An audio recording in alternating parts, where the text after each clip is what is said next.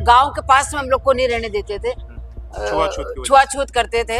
ये कहते थे कि तुम तो जंगल की शिकार खाते हो, जंगल में रहते हो, मांग के खाते हो, भीख मांगते हो। गांव के कुएं का पानी नहीं पीने देते थे। कहते बोले हमारा गांव का कुआं बीत जाएगा। अगर गलती से हम लोगों ने पी लिया तो गांव के लोग आते थे मारने के लिए, बहुत बुरा मार के जाते थे, वहां से भगा देते, हाथ पांव तोड़ देते और उस कुएं को परमानेंटली बंद कर देते। किसी को अगर सांप काट लिया, सपेरे पड़े होंगे यहाँ पाए, उनको लेके आओ, वो मरने नहीं देंगी क्योंकि उनको वरदान है। तब हमें ढूंढते थे गांव के लोग कि हमारे लोगों को किसी को सांप काट लिया, तुम जाकर उसका जहर उतेरो। हमारे जो समाज में वो रूल था ये कि बेटियों को नहीं रखना ज्यादा क्योंकि अपने जंगल में रहते हैं। शाम की 7 बजे मेरा जन्म हुआ।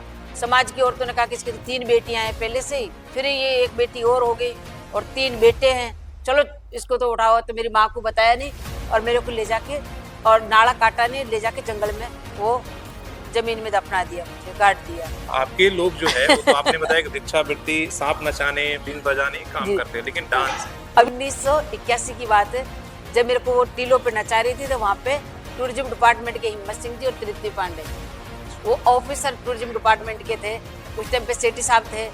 तो उन्होंने मुझे देख लिया कि यार लड़की नाच रही है बीन के ऊपर। जब आके मेरे को देखा, छू के देखा तो लड़की है।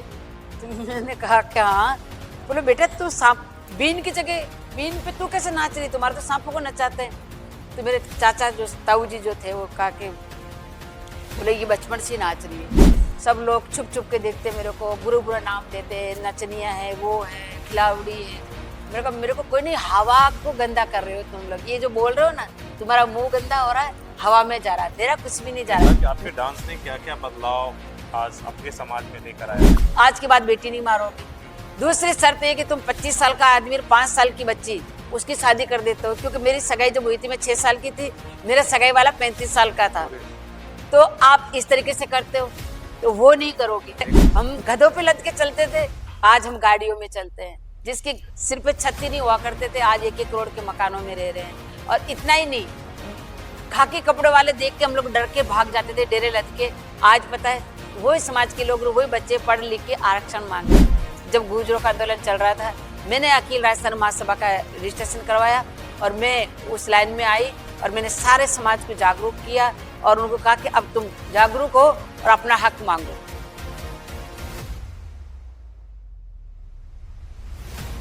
नमस्कार, सुसंत संवाद में स्वागत है। मैं शशि भूषण। जैसा हम बता रहे हैं कि जमशेदपुर लिटरेचर फेस्टिवल है, जहां देश दुनिया और के तमाम ऐसे हस्ती यहाँ पर जुटे हुए हैं जिनकी कहानियों को, जिनका सुनना अपने आप में एक प्रेरणादायक है। आज ऐसे ही हमारे साथ एक शख्सियत है, गुलाबो सपारो जी, पद्मश्री, और इनकी जर्नी जो है हर महिला, हर देश के वैसे लोगों के लिए सुननी चाहिए कि एक डांस फॉर्म किस तरीके से पूरे समुदाय को बदल देती है, कैसे इम्पैक्ट करता है पूरे कल्चर पर, और वो पूरी दुनिया के लिए एक अपने आप में एग्जाम्पल बनती है। इसलिए हम इनकी कहानी को जानने सुनेंगे। जो लोग नहीं जानते हैं उनके लिए काफ़ी एक लेसन है, इसलिए कि वो एक ऐसी कम्युनिटी से आती है जिसका आपने नाम सुना, गुलाबो सपेरा कम्युनिटी आपने, और उसको नाम सुनते ही आपके जहन में आता होगा सांप पकड़ने वाला, सांप के डांस से करने वाला। इनकी कहानी इन्हीं की जुबानी हम सुनते हैं, इसलिए ज़्यादा इंट्रोडक्शन। मैडम, सबसे पहले समय देने के लिए, और तो अपनी जर्नी कैसे शुरुआत हुई, काफी हमने ऑफ द कैमरा सुना, काफी इंस्पिरेशनल रहा, इसलिए हमें लगता नहीं कहाँ से मैं सवाल करूं, लेकिन जरूरी है वो कहानी को जानना। तो थोड़ी शुरुआत करिए कि अपनी कम्युनिटी को बारे में बताते हुए। अपनी नाम तो आपने बता ही दिया है कि मैं डॉक्टर पद्मश्री गुलाबो सपेरा हूँ और मैं, हमारे जो कालबेलिया समाज जिसको बोलते हैं, जो सपेरा समाज जिसको बोलते हैं, हमें नाथ भी बोलते हैं, 3 नामों से हमें जाना जाता है। हम लोग गुरु कनिपानाथ जी के शिष्य हैं। गुरु गोरखनाथ, गुरु मच्छिंद्रनाथ, पारसनाथ, ये 9 नाथ थे, शंकर भगवान के शिष्य थे। और छोटा जो गुरु जी वो हमारे कनिपानाथ जी। और वो जब एक बार गुरु कनिपानाथ जी ने बोला आप अपना अपना हुनर दिखाओ, सब कुछ ना कुछ लेके आए। हमारे गुरु जी ऐसे थे जो झेर निकाल के लेके आए जंगल में से, सांप का झेर निकाल के लाए। और शंकर भगवान ने कहा कि जो जो आप लेके आए हो वो आप पी लो या खा लो। तो हमारे गुरु जी ने कहा कि मैं तो झेर निकाल के लाया हूँ, मजाक मैं कैसे पीऊँ। लेकिन वो शंकर भगवान का नाम लेकर पी गए और वो सही थे। तो हमारे जो शंकर भगवान जी ने ये कहा कि तू तो जंगल में जाएगा का नहीं, तू सांप बिच्छू के साथ में खेल। गोरखनाथ जी कहा कि तू जंगल में शेर में जा और आटा मांग तुम्हें में। और किसी को वो मच्छरनाथ मच्छी के पेट से हुआ था, गोरखनाथ जी गोबर से हुआ। इस तरीके से बहुत लंबी स्टोरी है ये तो गरुड़ लोगों की। आध्यात्मिक कहानी हो गई। तो ये तो वो है। हम अब आपकी हम कहानी जानेंगे अब मेरी कहानी जानो। इंस्पिरेशनल जो है। मैंने इतना सा पीछे इसलिए गई कि मेरे को वो बताना कि मैं कहाँ से आई और जरूरी कहाँ है, से मेरा वो जरूरी समाज है। आया, इसलिए मैंने अपनी जड़ बताई। में रहते हैं और गुरु कनिपानाथ जी के शिष्य हैं। जंगल के शिकार, जंगल का ही हम रैन बसेरा, जंगल में आज यहाँ डेरा, कल वहाँ डेरा, परसों वहाँ डेरा, खाना बदोश वाली। खाना बदोश। हमें इतना था कि मतलब गांव के पास में हम लोग को नहीं रहने देते थे, छुआछूत की वजह से। छुआछूत करते थे। ये कहते थे कि तुम तो जंगल की शिकार खाते हो, जंगल में रहते हो, मांग के खाते हो, भीख मांगते हो, सांपों को पकड़ते हो, उनका जहर निकालते हो। तो इस तरीके से हमें बोलते थे। गांव के कुएं का पानी नहीं पीने देते थे, कहते बोले हमारा गांव का कुआं बीट जाएगा। अगर गलती से हम लोगों ने पी लिया तो गांव के लोग आते थे मारने के लिए, बहुत बुरा मार के जाते थे, वहां से भगा देते, हाथ पांव तोड़ देते और उस कुएं को परमानेंट बंद कर देते कि ये छूट गया कुआं। और तो हम लोग जंगल का कुआं ढूंढते थे या फिर नदी नाले का खड्डा खोद के पानी पीते थे। ये हमारा इस तरीके से परेशानी शुरुआती है।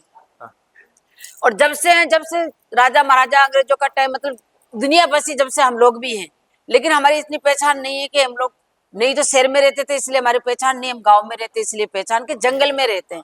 हाँ, ये पहचान थी, किसी को अगर सांप काट लिया, सपेरे पड़े होंगे यहाँ पाए, उनको लेके आओ, वो मरने नहीं देंगे क्योंकि उनको वरदान है। तब हमें ढूंढते थे गांव के लोग कि हमारे लोगों को किसी को सांप काट लिया, तुम जाके उसका जहर उतेरो।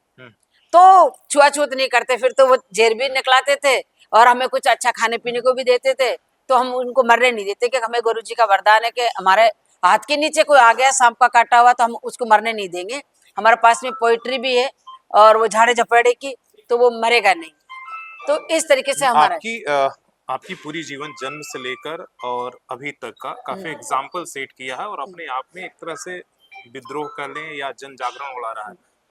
जन्म की आपने बड़ा इंटरेस्टिंग कहानी हमें सुनाई तो कि अब मैं मेरे पे आती हूँ।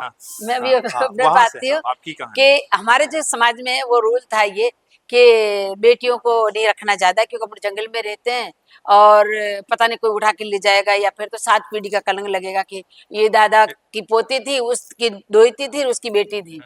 तो इस डर के मारे वो बेटियां को एक बेटी रख लेते और इस तरीके से वो वापिस धरती माता को और भगवान को सौंप देते कि भगवान आप इस बेटी को वापिस रख लो, हम लोग पाल पोस नहीं सकते, शादी ब्याह नहीं कर सकते, हमने एक बेटी रख लिया है, किसी अच्छे घर जन्म दो ताकि वो बच्ची जाके अपना अच्छा मतलब रहे। जन्म लेने के बाद उन्हें जिंदा गाड़ दिया जिंदा ही मतलब जन्म लेते नाड़ा नहीं काटते थे, जन्म करते ही और बच्चे को जिंदा ही जमीन में गाड़ देते, भगवान को वापिस सौंप देते कि आप इसको अच्छे घर जन्म देना ईश्वर, हम रोटी नहीं दे सकते, नहीं पाल सकते। एक बेटी रखी है हमने। तो मैं उसी समाज की हूँ और मेरा जन्म भी हुआ। मेरे पापा माता चामुंडा के पुजारी थे, वो बेटियों को नहीं मारते थे, वो इस रूल से खिलाफ थे कि मैं माता की पूजा करता हूँ, दीपावली को धन पाने के लिए तुम लक्ष्मी की पूजा करते हो, संगीत की पाने के लिए तुम सरस्वती की पूजा करते हो, जन्म के लिए तुम माँ को याद करते हो, बेटी नहीं होगी तो बेटा कहाँ से होएगा। तो पापा खिलाफ थे। तो मेरे पापा के घर में पहले 3 बेटियां थी और 3 बेटे, और मेरा घर में 7वां नंबर हुआ। 5 साल बाद, मेरे भाई से 5 साल छोटी हूँ मैं, सबसे छोटी मेरे से एक छोटी बहन और थी, 7वां नंबर है मेरा। तो जब मेरा जन्म हुआ भाई, तो मेरे पापा घर पे थे नहीं, धनतेरस का दिन था, सिटी में चले गए मेरे पापा कुछ दीपावली का सामान लेने के लिए, मांगने के लिए चले गए। शाम के 7 बजे मेरा जन्म हुआ। समाज की औरतों ने कहा कि इसकी तो 3 बेटियां हैं पहले से ही, फिर ये एक बेटी और हो गई और 3 बेटे हैं, चलो इसको तो उठाओ। तो मेरी माँ को बताया नहीं और मेरे को ले जाके और नाड़ा काटा नहीं, ले जाके जंगल में वो जमीन में दफना दिया, मुझे गाड़ दिया। वैसे हमारे गढ़ते हैं, जड़ते नहीं है, तो मुझे गाड़ दिया। उसके बाद में जब मेरी माँ ने पूछा कि बच्चा हुआ था गया कहाँ, मेरी मौसी से पूछा कि बहन तू बता। मेरी माँ ने कहा, मेरी मौसी ने कहा कि वो तो बेटी हुई थी उसको गाड़ दिया बोला।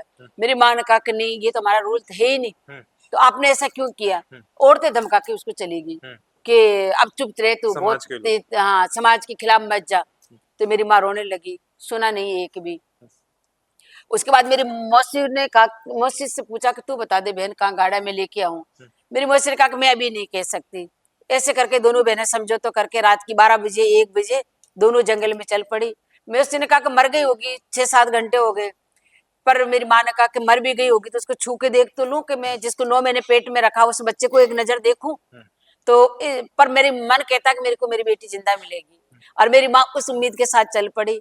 जब मेरे को खोद के जमीन से वापस निकाला तो मेरी सांसें चल रही थी, और मेरी माँ की विश्वास की जीत हुई। और मेरी माँ ने कहा कि देख, अगर मैं कोशिश नहीं करती मेरी बेटी मर काफी जाती। चमत्कारिक, मतलब जन्म से ही। तो मेरी माँ की कोशिश से मैं जिंदा रही। तो मैं एक मैसेज बीच में छोड़ती हूँ कि अगर अब माँ कोशिश करती है ना, तो बच्चे का कोई बाल विवाह का नहीं कर सकता। जो कन्या भ्रूण हत्या होती है ना, वो नहीं हो। अगर माँ ये ठान ले कि मेरे पेट में जो बच्चा पल रहा है वो बेटा है या बेटी है, जो भी है, हिंदुस्तानी या राजस्थानी नागरिक आ रहा है, उसका मैं हाथ जोड़ के वेलकम बहुत करती हूँ। सुंदर आपने संदेश तो दिया। ये माँ चाहे तो सब कुछ हो सकता है, और पिता चाहे तो अपना बच्चा तरक्की पे, बेटी अपनी तरक्की कर सकती है, क्योंकि मेरी तरक्की के पीछे मेरे पापा का हाथ है, मेरी जान के पीछे मेरी माँ का हाथ है। तो माँ चाहे तो सब कुछ कर सकती है, क्या नहीं कर सकती, मेरी माँ ने किया ना। हाँ, तो लेकिन इस तरीके से जन्म तो आपकी काफी चमत्कारिक एक तरीके से कहा जाए कि भी 6 घंटे जमीन जी। में गाड़ दिया। लेकिन ये डांस का शौक कहाँ, अब इसलिए कि लगता आपके लोग जो है वो तो आपने बताया कि भिक्षावृत्ति, सांप नचाने, बीन बजाने काम जी, करते हैं, लेकिन डांस। अब ये डांस कहाँ से आता है? तब अब 3-3 माओं की बेटी हुई, धरती माता, मेरी माँ और मेरी मौसी। उसके बीच में पलती रही। 6 महीने की जब होगी तो मेरे पापा ने कहा कि समाज के लोग कहते हैं कि इसको मारना है, मारना है, इसको मार देंगे। 6 महीने की होगी, बाहर निकलती है तंबू से, इसको मैं लेके जाता हूँ। अब देखो डांस कहाँ से स्टार्ट होता है। तो मेरे माँ ने कहा कि आप लेके जाओगे तो ये खाएगी पिएगी क्या? तो 6 महीने का बच्चा है। बोले कोई नहीं, मेरे पे छोड़ो। तो मेरे पापा एक रोज मुझे लेके चले गए टिपारी में बिठा के सांपों के साथ, और उसके ऊपर सांपों के ढक्कन के ऊपर, और मेरे को उस छाबड़ी के अंदर बिठा दिया, सांपों को नचाया। औरतें बच्चा समझ के सांपों को दूध पिलाती है, तो वो दूध जो बचा हुआ था मेरे पापा मुझे पिला दिए। तो मेरी माँ ने शाम को पूछा कि बेटी को आप लेके गए, आज खाया क्या खिलाया? कल नहीं भेजूंगी मैं, बच्ची भूखी मर रही है। मेरे पापा ने कहा कि भूखा नहीं मर रही, ये बेटी को जो पता है सांप को जो दूध पिलाती थी औरतें, वो बचा हुआ दूध मैंने तेरी बेटी को पिलाया है, अपनी बेटी को पिलाया है, और ये पी कर पेट भरा है, इसका कोई दिक्कत नहीं है। तो जो सांपों को दूध पिलाती थी औरतें, उसका बचा हुआ दूध पापा मुझे पिलाते। और इस तरीके से मैं पापा के साथ पली बड़ी। 2-3 साल की हो गई थी, तो वो मेरे लिए तो वही टॉयज थे, वही खिलौने थे, वही भाई बहन थे, क्योंकि 7-8 घंटे में सांपों के साथ रहती। उन सांपों को गले में पहन के मैंने खड़ी हो जाती, कभी उनके साथ, कभी मैं उनके ऊपर गिर जाती, कभी उनको लेके मैं। अजगर भी थी हमारे पास में, तो बस वो उन्हीं के साथ जो बीन बजाते थे मेरे पापा, बहुत अच्छी डपली बजा के गाते थे मेरे ताऊ जी, दोनों भाई जाते थे। वो बीन की धुन, डपली की थाप मेरे दिल और दिमाग में एक प्रेरणा दी, और वो रिदम जगी, और वो एक ऐसा डांस पैदा किया कि मैं भी डांस करना स्टार्ट कर दिया। तो समाज के लोग देखते थे छुप छुप के, बोले तूने बेटी को इसलिए जिंदा रखा, इसलिए तू लेके जाता है कि तू इसकी कमाई खा, कि ये डांस करती है। मेरे पापा ने कहा कि नहीं, ये तो ऐसे खेलती है, डांस नहीं करती। तो इस तरीके से मैंने मेरे पापा के साथ 3-4 साल तक मैंने डांस करना स्टार्ट किया। समाज के लोग जुर्माना करना स्टार्ट किया, तू बेटी को नचाता है, बेटियां अपने जिंदा रखना अलाउ नहीं है, तो डांस करना तो बहुत दूर दूर की बात है, डांस मत करवा। मेरे पापा घर पे रखना स्टार्ट कर दिया मुझे, तो मैं रोती थी। मेरी माँ तंबू के पर्दा लगा के वो मेरे को नचाती कि तू नाच ले, रो मत। तो जब मैं 5-6 साल की होगी तो मैं जंगल में चली जाती, गांव ढाणी में छोरियों को लेके चली जाती। छाछ राबड़ी जो औरतें दे वो तुम खा लेना, और बाकी मेरे को तो नचा के ले आओ। तो इस तरीके से मेरा ये डांस मेरा जीवन है, डांस ही मेरी एक जान है, और डांस ही मैं हूँ, मैं ही डांस हूँ। तो मैं उसके साथ जीती रही।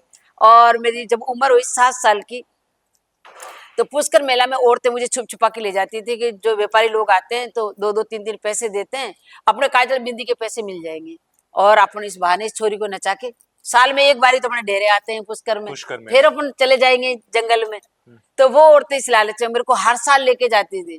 कभी ऐसा मौका नहीं पड़ा। पहली बार वो परेशानी आनी थी 1981 की बात है, जब मेरे को वो टीलों पे नचा रही थी। तो वहां पे टूरिज्म डिपार्टमेंट के हिम्मत सिंह जी और तृप्ति पांडे, वो ऑफिसर टूरिज्म डिपार्टमेंट के थे उस टाइम पे, सेठी साहब थे।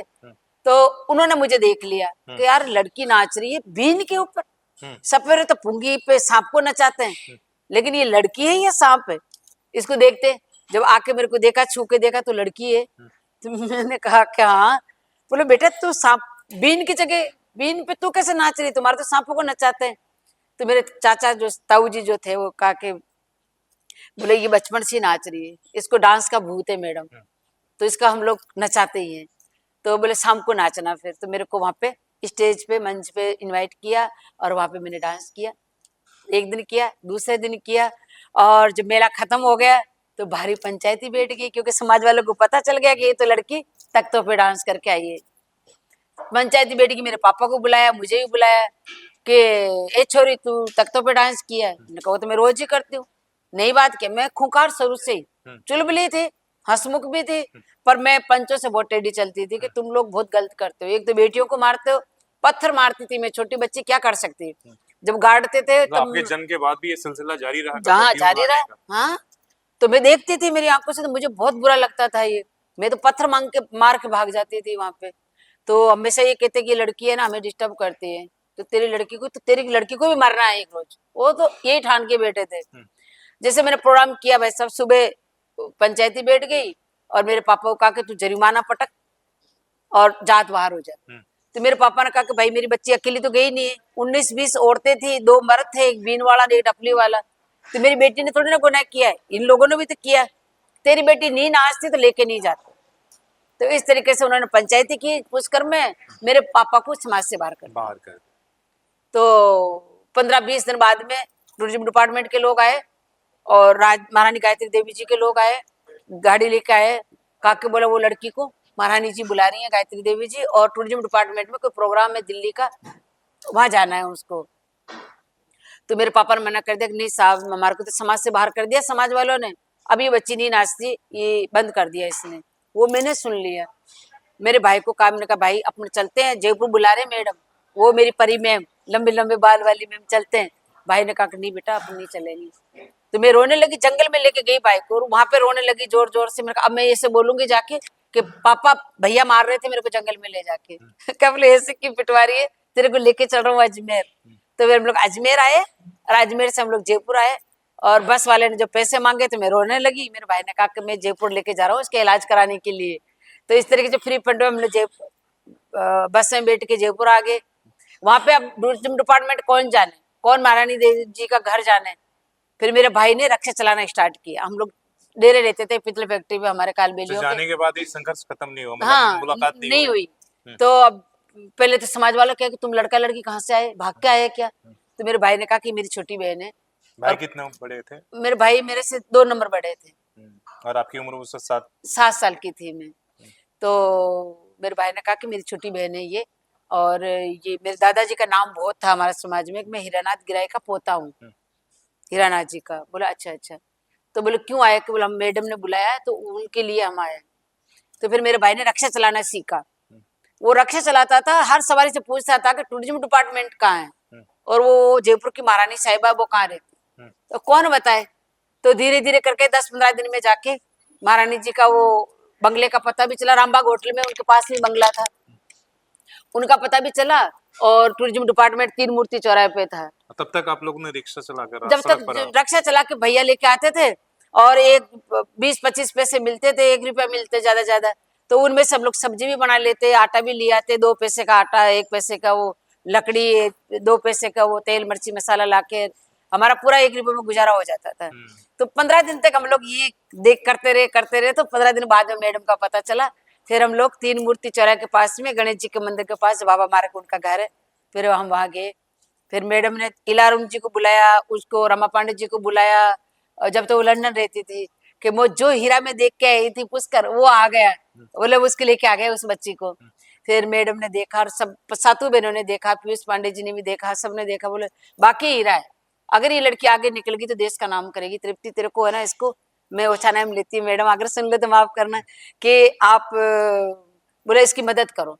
तो हिम्मत सिंह जी और तृप्ति मैम जी, उन्होंने, वो मेरे लाइफ दाता है, वो मुझे लेके आए पुष्कर से। ब्रेक मतलब इस तरीके से 7 साल की उम्र में तो वो मैं मैडम के घर आती थी रोज, और मेरे को छोटी छोटी अच्छी अच्छी चीजें सिखाते हैं। और फिर इस तरीके से मैं टूरिज्म डिपार्टमेंट का प्रोग्राम करना स्टार्ट किया, और मैं पूरा अपना जो प्राइवेट प्रोग्राम होते थे होटलों के वो मैंने स्टार्ट किया।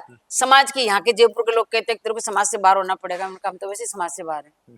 तो बोले तू नाचती क्यों यहाँ, मैंने यहाँ से एक बीन वाला पकड़ लिया था, मैंने कहा चाचा तू चल, वो चाचे तो लगते ही थे परिवार में। तो हम छुप छुप के यहाँ प्रोग्राम करते थे, यहाँ के लोग परेशान करते जयपुर के, तो हम कहते हमारे अजमेर में नाचते, अजमेर के लोग परेशान करते तो कहते कि जयपुर में नाचते। तो इस तरीके से मैंने 5 साल निकाले। जब तक तो मेरा टीवी पे आ गया था, टीवी दूरदर्शन पे आ गया, रेडियो मेरा इंटरव्यू हो गया। फिर मेरे 83 में मेरा वो 26 जनवरी मनी, उसमें मेरे अखबार में फोटो आ गई थी। मुझे उसके पहली बाद बार सफर आपकी आसान हुई कि मुश्किल है? मुश्किल था, रोज समाज की छुरियों के नीचे, लठों के नीचे चल रही थी मैं। ये सब होने के बावजूद भी चल रहा था मेरा, तो कभी मेरी पिटाई हो रही है, कभी औरतें आ रही मारने के लिए, कभी लड़के लोग आ रहे हैं मेरा रास्ता रोकने के लिए, प्रोग्राम में जा रहे हैं तो बस में से बस को रोक कर नीचे उतर लेते थे, लेकिन मैं लड़ मर के पत्थर मार कर वापस बस में चढ़ जाती। कभी मैं साइकिल पे रक्षा में मैं उसी लड़ाई लड़े मैंने रक्षा चलाना सीख लिया, उसी लड़ाई में टैक्सी चलाना सीख लिया, साइकिल चलाना सीख लिया, तो मैं भाग जाती थी रक्षा चला के, टैक्सी लेके। पर मैंने डांस और प्रोग्राम नहीं छोड़ा, कैसे भी करके मैं वहां तक पहुंच जाती थी और मैं प्रोग्राम कर लेती। सब लोग छुप छुप के देखते मेरे को, बुरा बुरा नाम देते, नचनिया है, वो है, खिलावड़ी है। मेरे को कोई नहीं, हवा को गंदा कर रहे हो तुम लोग, ये जो बोल रहे हो ना, तुम्हारा मुंह गंदा हो रहा है, हवा में जा रहा है, मेरा कुछ भी नहीं जा रहा है। मेरे लिए तो ईश्वर ने गेट खोला है, मैं उसमें मेरे कदम रख चुकी हूँ, भगवान ने मेरा हाथ पकड़ लिया और मैं वो हाथ छोड़ने वाली नहीं हूँ। मेरे पापा कहते बेटा पीछे घूम के नहीं देखना, पीछे दुश्मन है, आजू बाजू में लोग हैं जो पकड़ के खींच लेंगे, सीधा जो होता है वो भगवान होता है। फिर घर वालों को सपोर्ट मिलने लगा था पापा मेरे का? पापा ने कहा कि बेटा, पापा भी आ गए थे फिर 3-4 महीने, पापा को पता चल गया, भाग के गए दोनों बहन भाई जयपुर गए। तो पापा भी कुछ दिन बाद में, पापा मम्मी भाई वगैरह सब जयपुर आ गए, हम लोग जयपुर रहने लगे, पितल फैक्ट्री। मेरे पापा ने कहा बोले बेटा मैं लड़ रहा हूँ तेरे लिए। महारानी गायत्री देवी जी ने मेरे पापा को समझाया कि आप ऐसे करो, ये आपकी बेटी नहीं, ये पूरे राजस्थान की बेटी है, पूरे हिंदुस्तान की, एक रोज पूरे वर्ल्ड की बेटी होगी बाबा, इसको तो मैंने सपोर्ट करो। मेरे पापा ने प्रॉमिस किया महारानी गायत्री देवी जी को कि मैं सपोर्ट करूंगा मैडम, चाहे मैं समाज से बाहर तो मुझे कर ही दिया, मैं मेरी बेटी का पूरा सपोर्ट करूंगा। तो मेरे पापा ने मुझे बहुत सपोर्ट किया, मेरे भाइयों ने, मेरी माँ ने, और मैं इस तरीके से प्रोग्राम करती रही। आपकी जब यात्रा राजस्थान से जब बाहर आप देश में शो करने लगे, फिर अमेरिका तक आप गए, उसके उस वो सफर कैसा रहा? उसके जाने के बाद क्या सब कुछ बदल गया? आपने कहा कि भाई बचपन में मेरी शादी हुई, नाचने की वजह से 3 सगाई बार हुई थी, शादी नहीं सगाई, हुई। हाँ, हाँ। 3 बार टूट गई। हाँ, तो तो जब मैं वो ब्रेक कैसे मिला? 1985 में मैं दिल्ली में दूरदर्शन में डांस किया। हुँ, फिर एक दीपावली मेला भरता है वहाँ पे, हुँ, सूरजकुंड में। सूरजकुंड में भरता है एक, वो वहाँ पे अशोका होटल में, हुँ, वहां मैं डांस कर रही थी। तो वहां पे राजेश सेठी जी ने देखा, हुँ, जयपुर दिल्ली के राजेश सेठी ने देखा, और वहां पे कहा कि यार ये सपेरों की लड़की है, मैं राजस्थान से है, बोले मैं इसको अमेरिका फेस्टिवल हो रहा है उसमें लेके जाता हूँ। हुँ, तो वहां पे उन्होंने मुझे देखा, मुझे पास किया। फिर 2 लड़कियां और थी, मैंने छोटी छोटी लड़कियों को ले रखा था, उनको फेल कर दिया, बोले नहीं मेरे को तो ये एक ही चाहिए। हुँ, मैंने कहा साहब मैं नहीं जाऊंगी अकेली। फिर मेरे पापा को कहा, तो पापा के बोले नहीं अंग्रेजों के देश में नहीं भेजूंगा मैं। तो मेरे पापा को मैंने समझाया खूब करके, और इस तरीके से हमारी रिहर्सल हुई, और फिर मेरे को पहला बार अमेरिका जाने का मौका मिला। तो 1985 में अमेरिका गई, और जाने से एक रोज पहले जो मेरे लिए लड़ने वाले मेरे जो जन्मदाता थे मेरे पिताजी, वो एक रोज पहले चल बसे। तो मेरे को समाज वाले लोगों को मौका मिल गया कि अब तू नहीं जा सकती, तेरे बाप का 12 दिन होगा तब जाएगी। मैंने कहा मेरे बाप का 12 दिन क्यों होंगे, मेरे बाप तो जिंदा है, क्योंकि बाप जिंदा नहीं होते तो मैं जिंदा नहीं होती। मैं जो बोल रही हूँ मेरा बाप ही है, क्योंकि पापा ने हिम्मत दी है मुझे, पापा ने जन्म दिया है, पापा ने शरीर दिया है, और पापा और मम्मी की बेटी हूँ मैं। तो मेरे को हमेशा पापा बेटा ही कहते थे, तो मैं पापा की बेटी हूँ। मेरे पापा मेरी आंखों से उजल जरूर हुए, लेकिन वो मेरे को छोड़ के कहीं नहीं गए। आंख बंद करूंगी मेरे पापा मेरे सामने है, तुम करते रहो तुम्हारा जो समाज का काम है, लेकिन मैं ये नहीं करूंगी। मेरे पापा को मैं जिंदा पाया मेरे अपना आप में, मैं अमेरिका। मम्मी ने मुझे उस टाइम पे सपोर्ट किया। मैंने कहा माँ आप भी रोकोगे क्या? माँ ने कहा कि नहीं बेटा। मैंने कहा पापा मेरी मदद करते थे, अब आप बोलो बेटा जब मैं धरती माता के पेट से ला सकती हूँ तो क्या आपको मैं अमेरिका नहीं भेजूंगी? अपने पापा अपने पास में है, कहीं नहीं गए, मैं सपोर्ट करती हूँ, समाज को मैं देखूंगी, तू तो अमेरिका जा। फिर मैं दिल्ली आ गई, दिल्ली के से फिर मैं हम लोग चील गाड़ी में बैठ के, अच्छा, इस और डांस ने आपके जीवन में क्या-क्या बदला है? इसलिए केवल सिर्फ आप ही को नहीं, आपके पूरे समाज को भी अभी बदलाव हुआ है। तो मैं अमेरिका गई, 65 दिन से मैं वापस आई। वहां पे जब राजीव गांधी जी को पता चला, देखने के लिए आए थे कि इस जो लड़की है इसके पापा एक रोज पहले ही खत्म हो गए, पर ये देश के लिए आई हुँ, अमेरिका। तो राहुल और प्रियंका जी साथ में ही थे, सोनिया जी भी साथ में ही थे। तो वो मेरे सिर पे हाथ रखा, डांस देखा, गाना देखा, उसके बाद सिर पे हाथ रखा, काबिल बेटा मैं बाप की जगह तो नहीं लूंगा, लेकिन मैं भाई बन सकता हूँ। मैं राजीव गांधी मैं कहा हाँ भैया मेरे।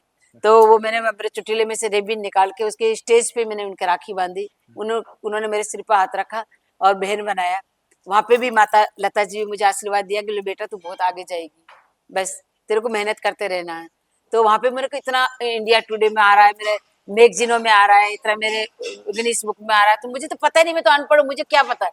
वहां की सरकार मुझे रख रही है कि आपको यही रहना है, तो देश का हमारे यहाँ डांस सिखाओ आप बच्चों को। मैंने कहा मैं आपको डांस सिखाऊंगी यहाँ, मैं ठप्पा लगा के यहाँ आऊंगी ना वापिस अमेरिका, तो मेरे देश की बच्चों को भी तो डांस सिखाना। अगर मेरे में इतना गुण है तो मेरे देश की बच्चों को सिखाऊंगी पहले, फिर मैं आपको सिखाऊंगी। तो उनका आपने ऑफर रिजेक्ट कर दिया? हाँ, वो मैंने कर दिया। वो इसलिए तो वही बात राजीव गांधी जी भी आके बोले, बोले बेटा आपको रख रहे तो आप क्यों नहीं रह रहे, वो इस बात पर राखी बंधवाया उन्होंने। मैंने कहा साहब मैंने देखा है इनका, इन लोगों का, मैं बीमार हो गई थी यहाँ पे, तो मैंने देखा तो अपने जो इंजेक्शन लगाने वाले डॉक्टर, चेक करने वाले, तो वो डॉक्टर थे, अपने हिंदुस्तानी थे। यहाँ रविशंकर जी भी यहाँ पे कर रहे हैं। मैंने पूछा तो उनका नाम रविशंकर जी, वो लंबी लंबी कोई सितार बजा रहे, क्योंकि मैं तो जानती नहीं, जंगल में रहने वाला, हम क्या जाने। और मैंने कहा वो कहते हैं कि गुरु जी अल्लाह रखा साहब जाकिर हुसैन जी, वो भी बहुत बड़े, जिसमें तबला ही एंड हो गया, वो भी यही है।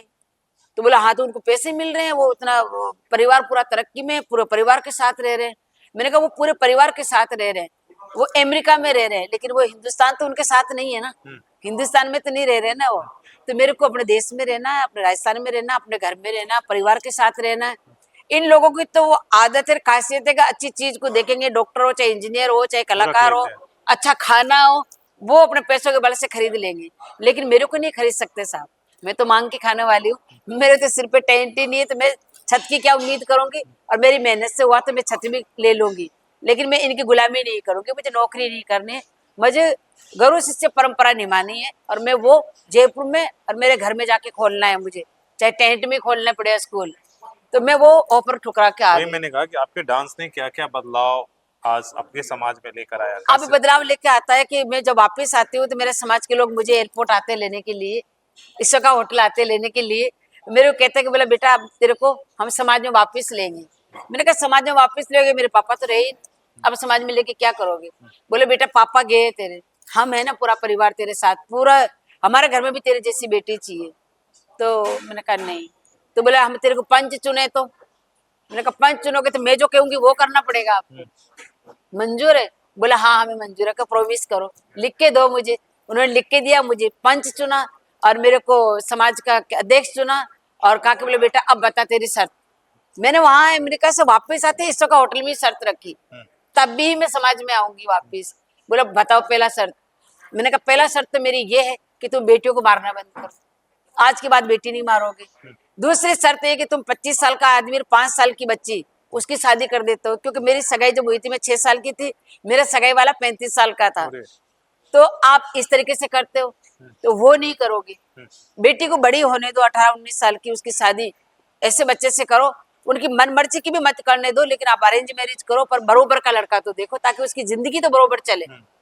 फिर वो औरतें भाग के चली जाती है, फिर उसको तुम उनके पाँव के टांटे काट देते हो, नसें काट देते हो, फिर उसको मारते हो, गर्म पानी के छिड़के देते हो। क्यों? उस लड़की की गलती नहीं है, गलती तुम्हारी है कि तुम बूढ़े आदमी के साथ शादी करी है उसकी। तो आज के बाद वो आप ये जो तुम्हारा रूल रिवाज है वो तोड़ोगे, तो वो हमने सारे खत्म किया। मेरी पहला जीत हुई अमेरिका से आने के बाद, बेटियों की जान बची, और दूसरा मेरे समाज की जो लड़कियां जो बरोबर बच्चे के साथ में शादी करे, छोटी बच्ची की शादी नहीं करे। ये बड़ी जीत है, ये बड़ी जीत हुई। उसके बाद मेरी शादी हुई 14 साल की उम्र में, 15 साल की उम्र में मेरी बेटी हुई।